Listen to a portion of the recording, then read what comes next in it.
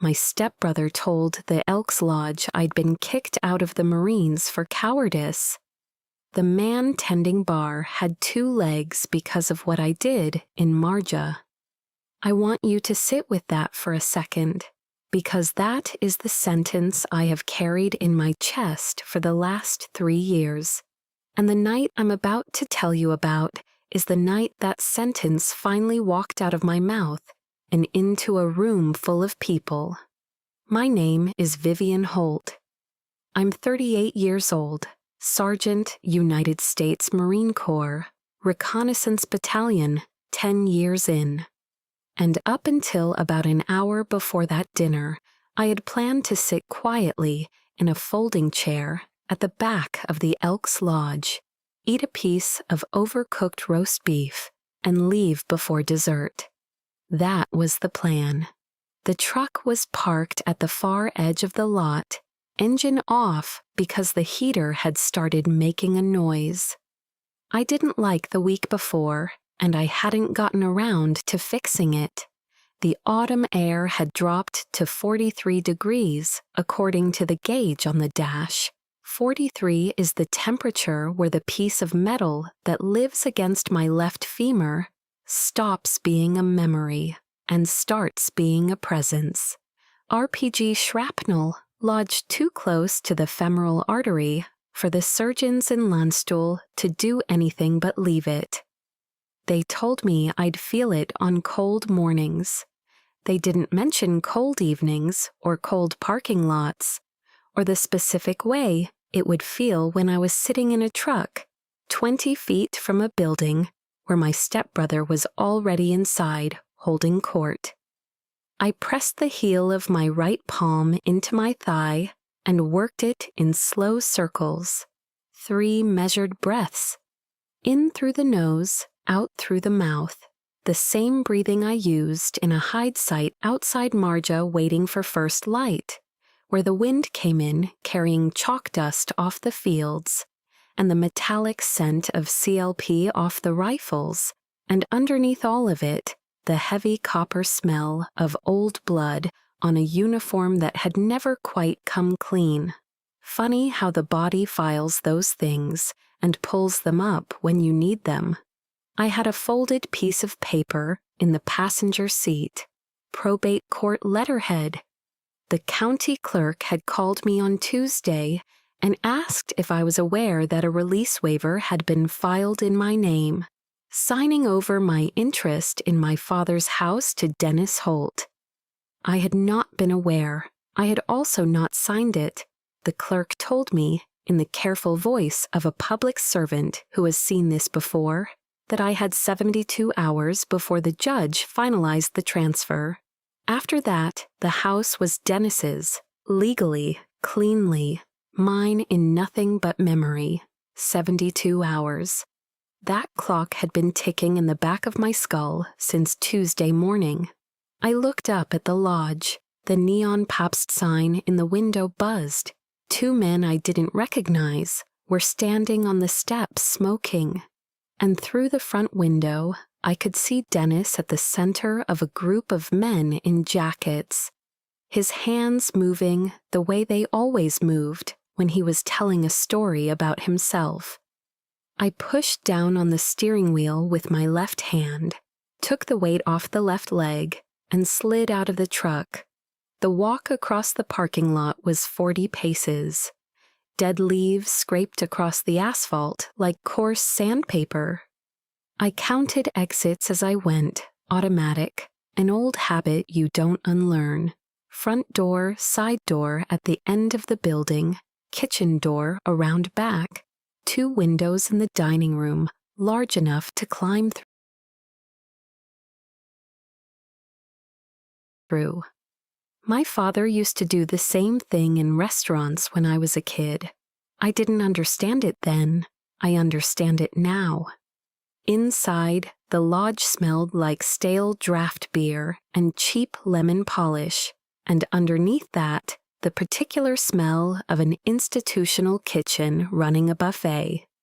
The dining room was a long rectangle with a low ceiling, folding tables draped in plastic cloths, a small stage at the front with a microphone on a stand, the First Responders Appreciation Dinner, a banner in red letters across the back wall, a handful of volunteer firefighters in the corner, a few sheriff's deputies near the door, the rest civilians. Dennis spotted me before I'd cleared the entryway. "There she is," he said, loud enough to carry. "My sister finally decided to grace us." He crossed the room in 4 big steps and clapped his hand down on my shoulder hard enough that I had to set my left foot to keep my balance. Dennis is 35 and built like a man who lifts weights to prove a point. He's never served. He's never wanted to. He has, however, spent the better part of 2 decades resenting the fact that my father was a Marine, I was a Marine, and he was the boy my father's second wife brought into the house at 13 and never quite made room for. "Folks, this is Vivian," he said to the table closest to us. "She's our dad's daughter from the first marriage.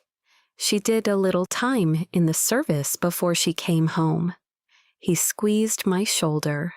"We don't talk about it much. Family stuff." 3 men at the table nodded politely. One of them, an older man with a fire department windbreaker, gave me a small, respectful nod that Dennis didn't catch. "Dennis," I said, "sit, sit, sit. We've got a chair for you up front." He steered me toward the table nearest the stage. The chair he wanted me in was a metal folding chair with armrests. He pulled it out for me with a flourish that was meant to look gallant and read instead as territorial. I sat. I pushed down on the armrest with my left hand to control the descent because my left leg won't take the load by itself, and I caught a flicker of motion across the room as I did it. Behind the bar, the man wiping down the mahogany counter paused, just for a second.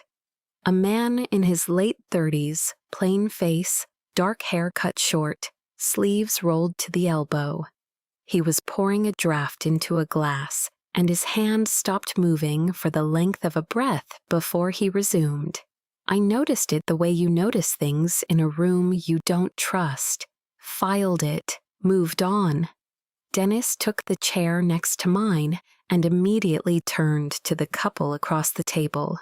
"So like I was saying, our dad served in Vietnam, Marine, hard man, hard man. He always said the Corps wasn't for everyone." He glanced at me sideways. "Some people figure that out the hard way." I didn't answer. I unfolded the napkin in my lap and laid it across my knee. "Vivian here did her best," Dennis continued. "2 deployments. Came home a little different, you know how it is.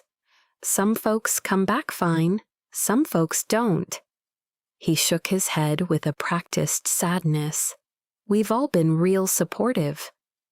The woman across from me, in a green cardigan, gave me the look people give when they're embarrassed for you and don't know what to do with it. I picked up the water glass and took a sip. The water tasted like the inside of an old refrigerator. I set the glass back down without making a sound. This is the part of the story where I want to tell you about my son. Leo is 10 years old. He has my father's eyes. He lives with his father in the next county over, and I see him every other weekend and 1 evening a week. And the arrangement isn't what I wanted, but it's what works while I get my legs under me, financially and otherwise. He's a quiet kid. Watches more than he talks, reads books about ships. 6 weeks before that dinner, there was a barbecue at Eleanor's house. Eleanor is my stepmother, my father's second wife, the woman who brought Dennis into our lives when I was 15. The barbecue was supposedly a memorial gathering for my father, who had been gone 18 months by then. I'd brought Leo because Eleanor had asked me to, and because in spite of everything, I wanted my son to have some sense of the family he came from. I was in the kitchen helping Eleanor with the potato salad when Dennis took Leo out to the side yard. I didn't know about it until we were driving home. Leo was quiet in the passenger seat, quieter than usual, and finally about 10 miles from his father's house, he asked me, in the small voice he uses when he's working up to something hard, "Mom, is it true you ran from a fight and got people hurt?" I kept my hands on the wheel. I kept my voice level. I asked him who told him that. He told me Uncle Dennis had pulled him aside and explained that I'd been kicked out of the Marines because I ran from a fight, and that some men got hurt because of it, and that it was important Leo know the truth about his mother because mothers shouldn't lie to their sons. I want to tell you what I felt in that moment, but I'm not going to, because I've spent enough years learning that what I felt isn't the point. What I did is the point. What I did was pull the truck over at the next gas station, turn to my son, and tell him that I had served honorably for 10 years, that I had been honorably discharged on medical grounds, and that anyone who told him otherwise was lying. He nodded. He didn't ask questions, but for the next 3 weekends he flinched a little when I reached toward him, and I don't think a piece of metal lodged against a femur has ever hurt me the way that flinch did. What happens next is why I'm telling you this story. Back to the table. Dennis had moved on to telling the couple across from us about his landscaping business. He was, by his own account, doing very well. New truck, new equipment, looking at a second crew. He mentioned casually that he'd just taken over the family property and was going to fix it up. The woman in the green cardigan asked if that was the old Holt place on Ridge Road, and Dennis said yes, ma'am, that was the one, and his stepmother had been very generous in helping him with the paperwork. I felt the heat rise into my face. I did not look at him. I looked at the water glass instead. I counted the condensation rings on the plastic tablecloth. 72 hours. The probate clerk's voice came back to me. After that, the house was his. Eleanor was sitting 2 tables over in a navy dress, talking to a woman I didn't recognize. She had not looked at me once since I walked in. When I had called her on Wednesday morning after the clerk's call to ask her if she knew anything about a release waiver with my signature on it, she had paused on the line for a long time and then said, in a voice I'd never heard her use before, "Vivian, your brother just needs this more than you do right now." That was the sentence, not a denial, not an explanation, a justification dressed as a kindness. I had hung up the phone and sat at my kitchen table for an hour looking at the wall and decided I was going to that dinner. The man behind the bar was polishing a glass now. He was working slowly, methodically, in the way of a man who has spent a long time around weapons and learned to do things deliberately. He kept his eyes down. He did not look at me, but every time I shifted my weight in the chair, every time my left hand went to the armrest, I felt the faintest pause in his motion, like a needle skipping a groove. I filed that, too. The dinner began. A woman from the lodge made a few announcements about an upcoming raffle. The food came out on plastic plates, roast beef and green beans and a roll. Dennis ate the way he did everything, large and loud, and refilled his beer from a pitcher twice before the salads were cleared. Eleanor sat with her back half turned to me. The fire department men ate quietly. The deputies talked among themselves. I cut my food into small pieces and ate enough to be polite. I had no appetite. The cold from the parking lot had settled into my femur and was sitting there now, a dull throb under the skin, and I was working to keep my face neutral. Then Dennis stood up. He pushed his chair back, picked up his spoon, and tapped it against the side of his beer glass 3 times. Tink, tink, tink. The room quieted by degrees, conversations trailing off, heads turning toward the head table. "Folks," Dennis said, smiling, hands spread wide, "if I could have everybody's attention for just a minute, I'd like to make a toast." He let the silence build. He was good at that. He had always been good at it. "To the real first responders in this room," he said, "the men and women who actually answered the call, who actually held the line when it mattered." He turned his head, slowly, and his eyes found mine across the table. His smile widened, and it was not a kind smile. It was the smile of a man who had been waiting for this moment for a long time. "Because not everybody who puts on a uniform," he said, "earns the right to wear it." Behind the bar, I heard the squeak of a draft tap, and then the squeak stop-ped, mid-pour. I did not turn to look. I kept my eyes on Dennis. I kept my hands flat on either side of my plate. The left one I moved, deliberately, to the cold metal armrest of the folding chair. My fingers wrapped around it. I felt the chipped paint under my thumb. I felt the bolt where the armrest joined the seat. I felt every ridge of it. I held on. Dennis took a sip of his beer, set the glass down with a small flourish, and rested both palms on the head table. He leaned forward slightly, the way a man does when he is about to share a confidence with a room. "Some of you know my sister," he said. He said the word sister the way another man might say the word claim. "Vivian. She came home from the Marines a few years back. Walked in here tonight on that bad leg. I want you to know I love her. I do." He paused. He let the love hang there, fat and false. But love doesn't mean you lie for somebody. Love doesn't mean you sit at a dinner like this one, with these good people who actually did the work, and pretend that what happened to her over there was something it wasn't. Eleanor was staring at the tablecloth. Her hands were in her lap. She did not lift her head. "Our dad," Dennis said, and there it was again, that aggressive emphasis, our dad. "Served in Vietnam, recon Marine, 2 tours. He came home with shrapnel in his back and never said a word about it for the rest of his life. That's a Marine. That's what holding the line means." He turned his face back to me. The smile was gone now.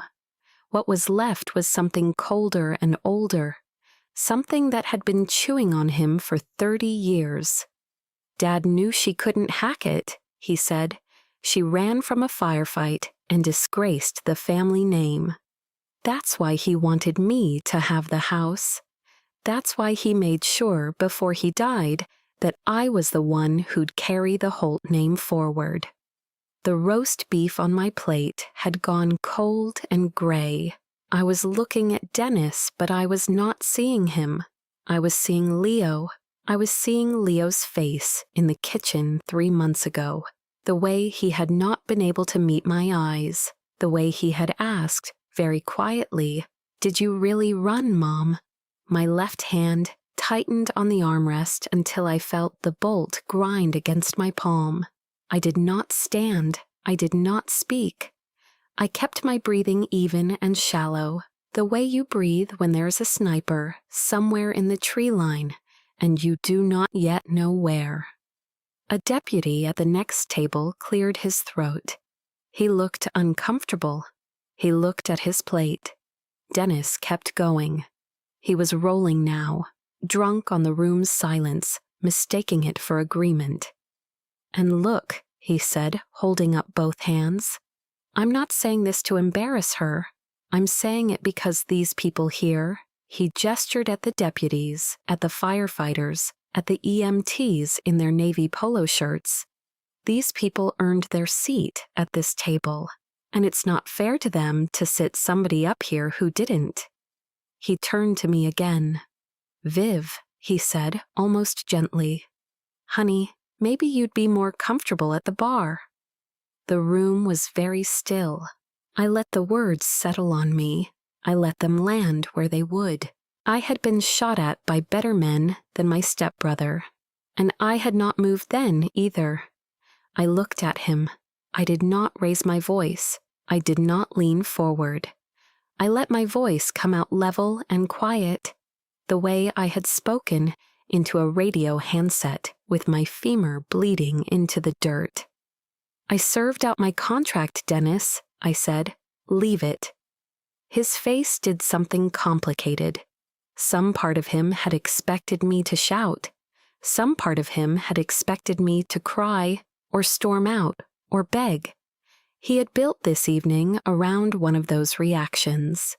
He had not built it around a sergeant on a folding chair refusing to take the bait. He recovered fast. I had to give him that. "See," he said to the room, smiling again, broader now, working harder. "That's the thing about people who run. They never want to talk about it. They just want everybody else to pretend it didn't happen." Behind him, I heard a bar rag drop onto the mahogany. It was a small sound, a small, soft, deliberate sound, the kind of sound a man makes when he has decided something and is no longer in a hurry. I shifted my eyes, just slightly, past Dennis's shoulder. The bartender was no longer behind the bar. He was standing at the end of it, in the gap where the mahogany met the wall, and he was looking at me, not at Dennis, at me. His face was the face of a man working through a math problem he had almost finished. His eyes moved down my body, found my left hand locked on the armrest, found the angle of my left leg under the table, found the way my shoulders were set. Then they came back up to my face. Something in his jaw shifted. He stepped out from behind the bar. He was not a big man. He was wiry, average height, with close-cut hair going gray at the temples, and the kind of forearms that come from 20 years of lifting kegs and crates. He wore jeans and a black t-shirt with the lodge's Elkhead logo on the chest. There was a damp bar rag in his right hand. He was walking slowly. He was walking the way a man walks across a room when he knows the floor will hold him. The lodge attendees noticed him before Dennis did. Heads turned. The deputy at the next table set down his fork. Dennis was still talking. And frankly, I think it's time this family stopped tiptoeing around what really happened over there. Dad would have wanted somebody to say it. Dad would have... The bartender stopped walking. He was standing about 3 feet behind Dennis now, slightly to his left. He did not say anything yet. He just stood there, the rag in his hand, and waited. Dennis felt the room's attention shift away from him. His head turned. He saw the man behind him. He laughed, a short, surprised laugh, and held up his beer glass. "Oh, hey, Chief. We're good on drinks. Thanks, though." The bartender did not move. "Sergeant Holt?" He was not looking at Dennis. He was looking past him at me. I had not heard that voice in 11 years.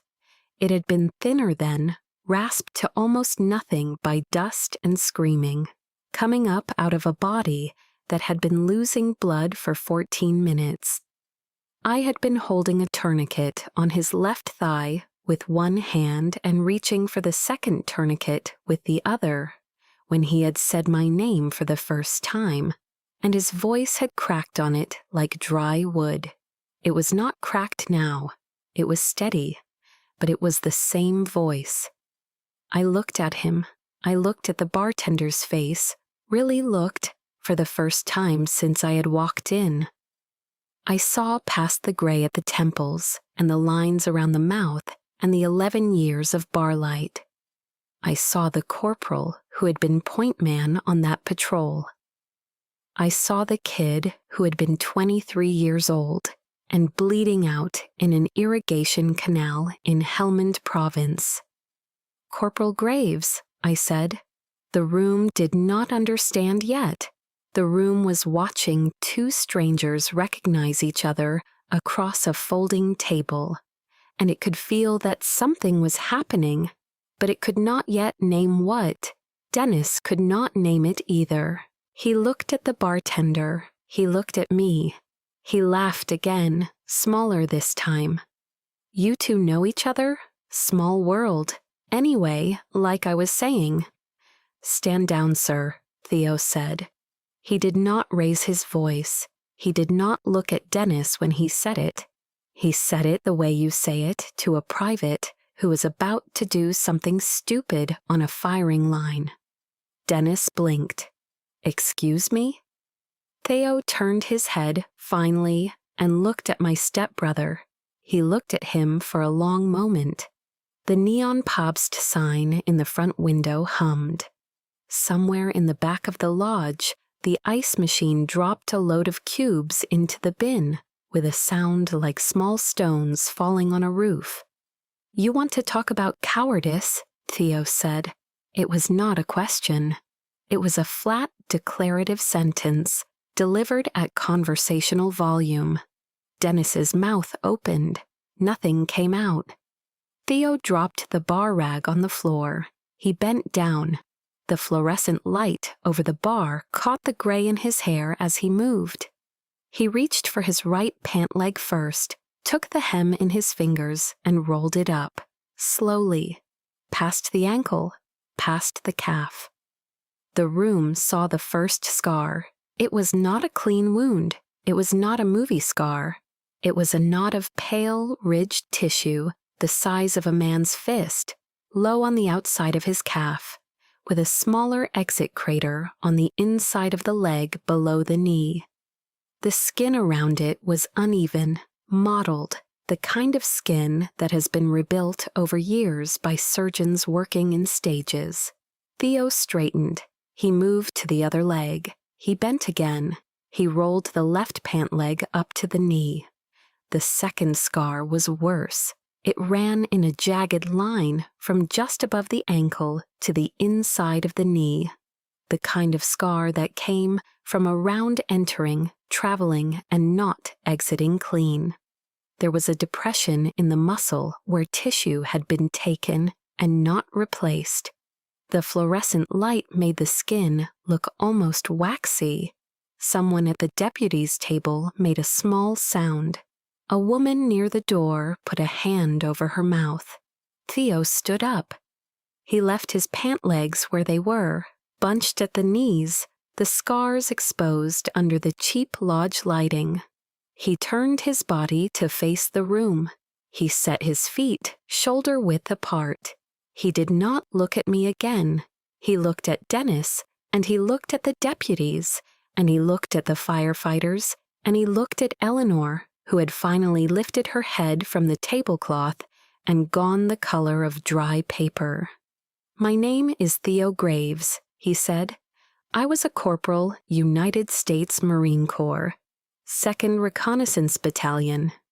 In April of 2010, I was the point man on a patrol in Marya, Helmand Province, Afghanistan. We took fire crossing an open irrigation canal. I caught a machine gun burst in both legs and went down in about 18 inches of water." He paused. He let the room sit with it. "I would have drowned in that canal or bled out in it, either one. The fire was coming from a compound about 60 meters off our right flank, and nobody in my element could get to me without going through the open." He turned his head. He looked at Dennis directly now. "This woman," he said, lifting one hand, palm open, in my direction, without taking his eyes off my stepbrother, low-crawled 40 meters across open ground, under sustained machine gun fire to get to me. She put a tourniquet on my right leg, then she put one on my left leg. Then she got her arms under my shoulders, and she dragged me, in the water, across that canal, to the cover of a mud wall on the far side. He took a breath. Halfway across, an RPG hit the bank. A fragment from that round went into her left thigh and lodged against her femur. It is still there. It is why she walks the way she walks. It is why she had to brace her left hand on the armrest of that chair to sit down tonight. He stopped. He let the room hear that. You want to talk about cowardice? This woman took an RPG fragment to the femur, dragging me out of an irrigation canal under sustained fire. I have 2 legs because she didn't run. The silence in the lodge was the kind of silence that has weight to it, the kind you can feel against your skin. Dennis's beer glass was still in his hand. He had not moved it. His knuckles around it were white. You don't, he said. His voice came out wrong, pitched too high. He cleared his throat. You don't, you're just the bartender. Theo did not answer him. He turned, instead, to me. He brought his right hand up, slowly, and held it at the brim of an imaginary cover. He held the salute there. The whole room watched him do it. I did not stand. I could not have stood quickly if I had wanted to. But I brought my own right hand up off the table, and I returned it, and I held it until he dropped his.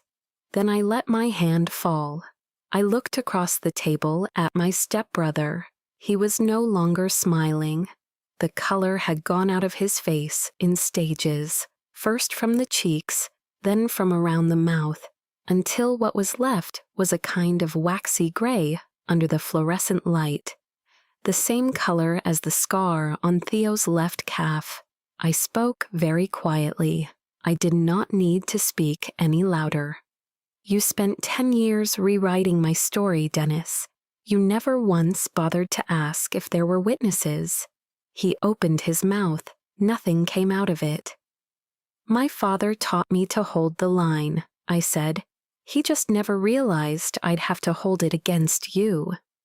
I put my left hand on the armrest. I pushed down. I stood.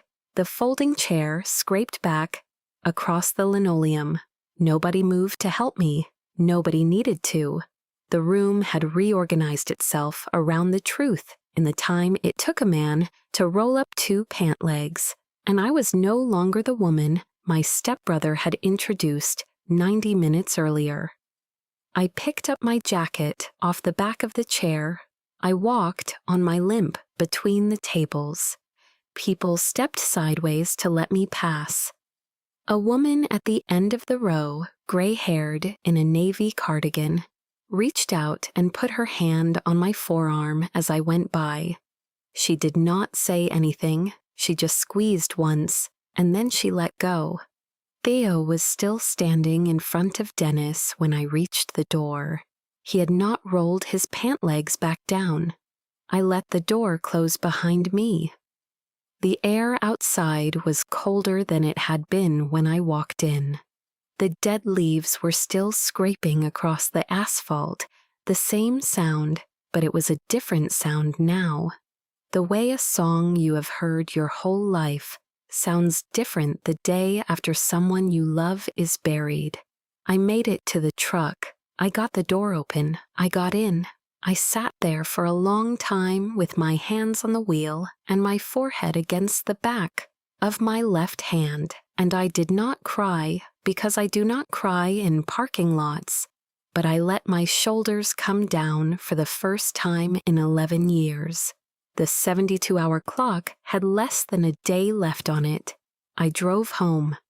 The call from the insurance company came on a Tuesday, 3 weeks later, from a woman named Patricia in the Fraud Investigations Unit. She had a flat Midwestern voice, and she used my rank when she addressed me, which I had not put on any of the paperwork. She told me the claim filed by Dennis Holt against my father's policy had been denied. She told me the signature on the beneficiary change form had been examined by a document analyst, and that the analyst had concluded, with what she called a high degree of confidence, that the signature was not my father's. She told me the file had been forwarded to the county prosecutor's office for review. I thanked her. I hung up. I sat at the kitchen table in the house Dennis had tried to take from me, and I looked at the wall where my father's framed Vietnam discharge certificate had hung for 31 years, and I waited to feel something. What I felt eventually was tired. The probate judge withdrew the home release waiver the following morning, 6 hours before the 72-hour clock ran out, after the same document analyst submitted a second affidavit. The county clerk called me herself. She had known my father. She said the word forgery the way some people say the word cancer, quietly and only once. The prosecutor's office filed 2 charges against Dennis 19 days after the dinner: insurance fraud, forgery of a notarized instrument. The second one carried up to 5 years. I did not learn this from a letter. I learned it from the woman in the navy cardigan, whose name turned out to be Marjorie, and who turned out to be married to a retired sheriff's deputy who still got the docket sheet every Friday.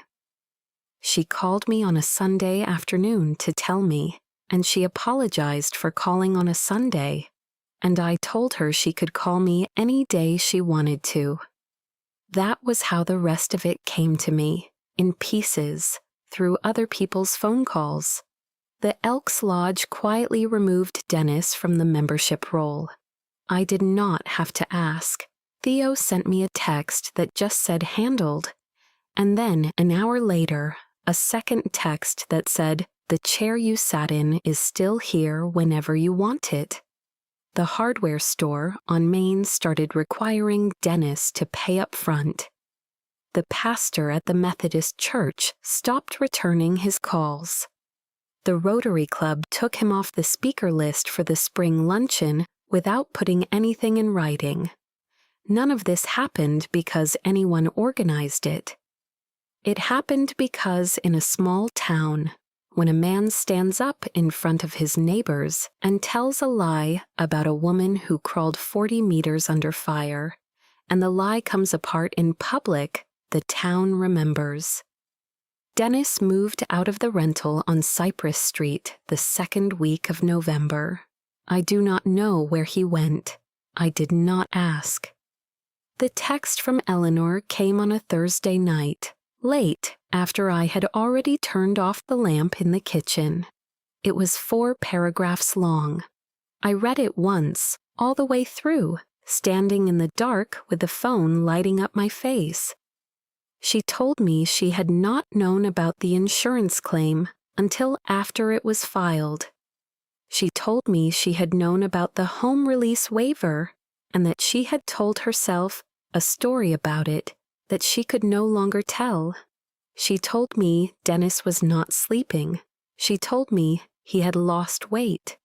She told me he was her son and that she was begging me, as a mother, not to let the prosecutor take him to trial. She said the words "I'm sorry" twice, in 2 different paragraphs, in 2 different ways. The last line was the one the story lock had warned me about, before I had ever read it. He's still your brother. Please call me. I read it twice. He had never been my brother. He had been my father's wife's son, and he had been a boy I had tried to be patient with for 30 years. And he had been the man who told my 10-year-old son that his mother ran from a fight and got people hurt. He had been a lot of things. A brother was not one of them. I locked the screen. I set the phone face down on the kitchen counter. I did not delete the message, and I did not answer it. I left it where it was. It is still where it is. I have not opened it again. I do not know tonight whether I ever will. Some doors you close, and some doors you leave, standing open a crack, and some doors you simply walk away from without deciding which kind they are. That one is the third kind. Leo came home from his father's house the Saturday after Thanksgiving. He was quiet on the drive from the bus station. He kept looking at me sideways and then looking back at the road. About a mile from the house, he said, without turning his head, "Mom, Mr. Graves came to our school. I kept my eyes on the road. He talked to the 5th and 6th grade together," Leo said. "About the Marines, about Afghanistan. He said your name. I waited. He said you saved his life," Leo said. "He said you were the bravest person he ever met." I did not answer right away. I drove us the last mile in silence. I pulled into the gravel drive and I cut the engine, and I sat with both hands on the wheel for a moment, and then I turned in my seat and I looked at my son. I told him I should have told him about. I told him it was not okay. I told him a man had said something to him just weeks before about his mother. That was a lie, and that I had let that lie sit inside him because I did not want to make it bigger by speaking against it, and that I had been wrong about that, had been wrong about that. I told him I was sorry. He thought about it. He is a serious boy. He thinks about things before he answers them. After a while, he said, "I knew it wasn't true, but I didn't know how I knew." Then he got out of the truck and went inside and asked if we had anything to eat.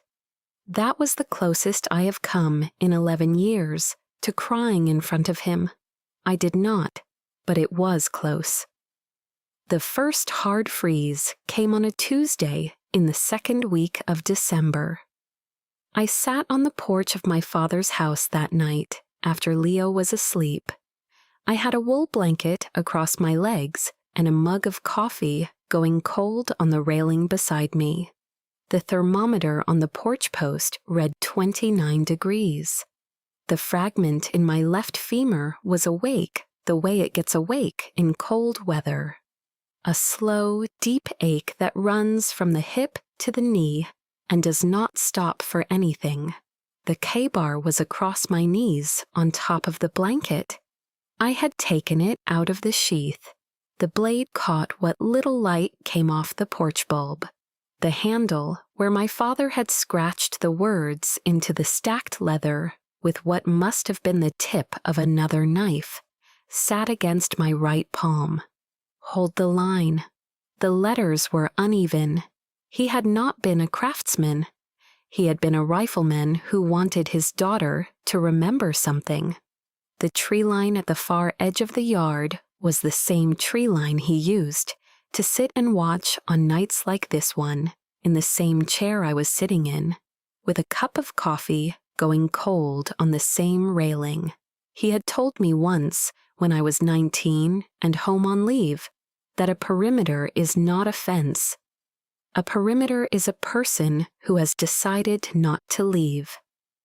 I watched the tree line. A deer came out of the pines on the south end of the yard around 11, picked her way across the frozen grass, stopped, looked at the porch, and then went on into the dark on the north side. Nothing else moved. The wind was down. The dead leaves had stopped scraping. The house behind me made the small settling sounds an old house makes when the temperature drops. I sat there until past midnight. I did not need to. I wanted to.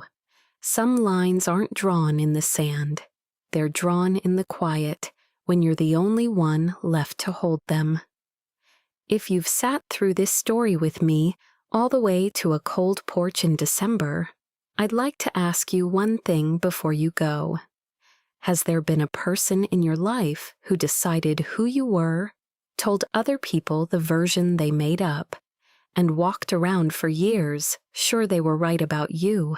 While you stayed quiet because the truth was not yours to spend, I'd like to know. Leave a comment. Tell me where you're watching from tonight. And if you feel like it, tell me whether you ever got your moment or whether you're still waiting for the man behind the bar to look up. And if you haven't subscribed yet, do that now and tap the bell while you're there. I've got more stories like this one, told by people who held the line in the quiet for a long time before anyone noticed. I think you'll want to hear them. I'll be here. The porch light is on.